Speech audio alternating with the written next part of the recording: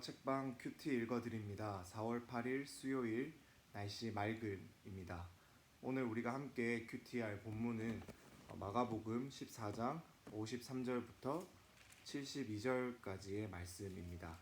마가복음 14장 53절부터 72절까지의 말씀이고요. 제가 여러분들 대신해서 말씀을 읽어드리도록 하겠습니다. 집에서 말씀을 펴시고 함께 눈으로 따라 읽어주시면 감사하겠습니다. 그럼 제가 말씀 읽어드리겠습니다. 그들이 예수를 끌고 대제사장에게로 가니 대제사장들과 장로들과 서기관들이 다 모이더라. 베드로가 예수를 멀찍이 따라 대제사장의 집 뜰 안까지 들어가서 아랫 사람들과 함께 앉아 불을 쬐더라. 대제사장들과 온 공회가 예수를 죽이려고 그를 칠 증거를 찾되 얻지 못하니 이는 예수를 쳐서 거짓 증언하는 자가 많으나 그 증언이 서로 일치하지 못함이라. 어떤 사람들이 일어나 예수를 쳐서 거짓 증언하여 이르되 우리가 그의 말을 들으니 손으로 지은 이 성전을 내가 헐고 손으로 짓지 아니한 다른 성전을 사흘 동안에 지으리라 하더라 하되 그 증언도 서로 일치하지 않더라. 대제사장이 가운데 일어서서 예수에게 물어 이르되 너는 아무 대답도 없느냐?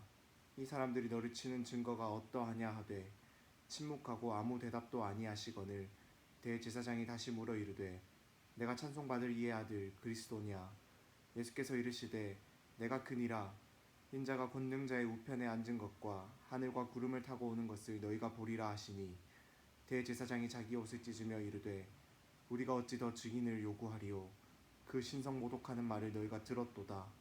너희는 어떻게 생각하느냐 하니 그들이 다 예수를 사형에 해당한 자로 정죄하고 어떤 사람은 그에게 침을 뱉으며 그의 얼굴을 가리고 주먹으로 치며 이르되 선지자 노릇을 하라 하고 하인들은 손바닥으로 치더라.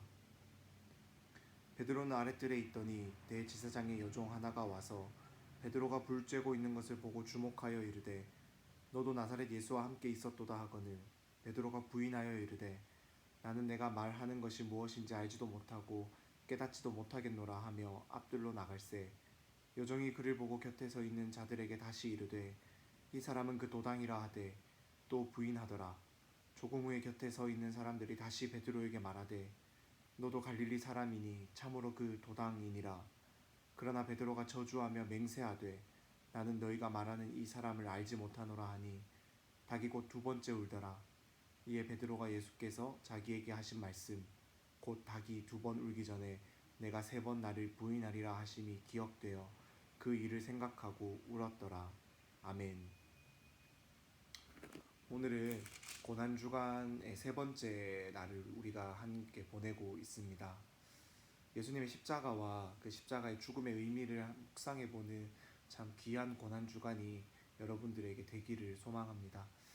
오늘 말씀에서 우리가 좀 집중해서 보기를 원하는 것은 바로 이 베드로와 예수님의 차이입니다. 물론 당연히 예수님과 베드로는 차이가 날 수밖에 없겠죠. 하나님의 아들이고 하늘의 아들이신 예수님과 또 그저 한낱 사람에 불과한 베드로이기 때문에 그 차이는 말로 다 할 수 없지만은 오늘 제가 여러분들과 함께 큐티하면서 나누고 싶은 그 차이는 예수님은 자신의 목숨을 내어놓고 모든 사람을 살리기 위해 자신의 존재를 증언하셨다면 베드로는 자기의 목숨을 살기 위해서 내 목숨을 건지기 위해서 자기를 위해서 증언하고 있다라는 거예요. 예수님이 이 대제사장들과 이 사람들에게 잡혀오기 전에 겟세마네 동산에서 가룟 유다가 예수님을 잡으러 왔을 때 칼을 꺼내어서 그 잡으러 온 사람의 귀를 베고 예수님을 보호하려고 했던 사람이 바로 베드로였습니다. 모든 제자들이 다 예수님을 버리고 도망하였지만 비록 멀찍이 서서 몰래 따라왔지만 그럼에도 불구하고 예수님을 끝까지 따르려고 지금 노력하고 있는 사람이 바로 이 베드로였습니다. 그리고 베드로는 예수님께서 말도 안 되는 재판을 받고 있는 것을 다 지켜보았어요. 당시 이스라엘 사람들의 문화에는 어떠한 사람의 죄를 확정하기 위해서는 두 사람 또는 세 사람 이상이 증인으로 나와서 그 증언이 일치해야 했습니다. 그런데 우리가 오늘 말씀을 읽어서 또 잘 알고 있겠지만은 이 예수님을 고발하려는 사람들의 증언이 각기 달랐어요. 왜죠? 그들의 증언은 거짓 증언이었기 때문입니다. 그렇기 때문에 당연히 그들이 하는 말은 다를 수밖에 없었어요. 그렇기 때문에 그들은 예수님의 죄를 확정짓지 못했고, 그들은 예수님을 죽이고 싶었지만 그 방법을 찾지 못했습니다. 그때 이 대제사장들이 어떤 사람들이 이제 일어나서 대제사장들 앞에 나와서 이제 증언을 할 때 그가 성전을 짓고 또 사흘 만에 허물고 다시 짓는다라는 그 말을 했다라는 것을 이제 다시 예수님께 물어보게 되었고, 또 그러한 질문들에 대해서 계속 대답이 맞지 않았지만은 다시 이제 마지막으로 대제사장들이 예수님에게 그렇다면 네가 정말로 하나님의 아들이냐라고 이제 질문을 했을 때 예수님은 그 질문의 대답이 자기를 불리하게 할 뿐만이 아니라 자기를 죽음으로까지 몰고 가게 할 수 있을 만큼 좋지 않은 대답이라는 것을 너무나도 잘 알고 계셨음에도 불구하고 자신의 정체를 숨기지 않으셨어요. 예수님은 자신을 하나님의 아들이며 내가 곧 하나님 우편에 앉아 있다가 하늘 구름을 타고 이 땅에 다시 오실 것이다 라는 것들을 정확하게 증거하며 자신이 이 땅에 오신 목적을 우리에게 알려주셨다라는 거예요. 예수님은 그 대답을 통해서 자신이 죽을 것이라는 것도 너무 잘 알고 있었지만은 예수님은 우리 모두를 살리기 위해서 자신이 죽을 수밖에 없는 그 증언을, 자기를 향한 그 증언을 스스로가 하셨다라는 겁니다. 하지만 베드로는 그렇지 못했어요. 멀찍이 서서 예수님의 그 재판 과정을 다 지켜보고 있던 베드로를 그 주변의 사람들이 알아보기 시작합니다. 그 주변의 사람들이 알아보면서 너도 그 나사렛 예수와 함께 있던 그 한패다라는 것들을 막 베드로에게 물으면서 따지는 거예요. 그때 베드로는 3번이나 자기 자신은 아니다, 나는 그의 제자가 아니고 나는 그와 관계가 없다, 나는 그를 모른다라고 3번이나 예수님을 부인하는 증언을 하게 됩니다. 베드로는 예수님을 지키기 위해서 칼을 꺼내어 들기도 했었고, 제자들 중에서 가장 처음으로 예수님이 주는 그리스도시요 살아계신 하나님의 아들입니다 라고 신앙 고백을 했던 그러한 제자 중에 제자였어요. 하지만 그러한 베드로도 자신이 믿고 따랐던 예수님이 그저 무기력하게 잡혀와서 사형 판결을 받는 그 모습을 보니 참 마음이 많이 두려웠을 거예요. 아마 저 같아도 많이 두려웠을 거예요. 죽기 싫었을 거고 또 죽음이 무서웠을 거고. 그러니까 너무너무 당연하게 예수님을 모른다고, 나와 예수님은 아무런 관계가 없다라고 3번이나 부인하는 모습을 우리는 이 성경에서 읽을 수가 있게 됩니다. 하지만 베드로는 곧 예수님이 자신에게 하신 말씀을 기억하면서 네가 닭이 2번 울기 전에 나를 3번 부인하게 될 것이다 라는 그 말씀을 기억하게 되면서 돌아서서 대성통곡을 하게 하는 모습을 우리에게 또 보여줍니다. 이때 베드로의 마음이 어떠했을까요? 얼마나 자신의 연약함을 깨닫고 얼마나 예수님을 배신했다라는 그 마음이 얼마나 자기 마음에 사무치면서 그 마음이 슬펐을까요? 또 한편으로는 얼마나 자기가 살고 싶어 하는지, 그 생명을 보존하고 싶어 하는 그 자신의 모습을 보면서도 참 많이 비참함을 많이 느꼈을 것 같아요.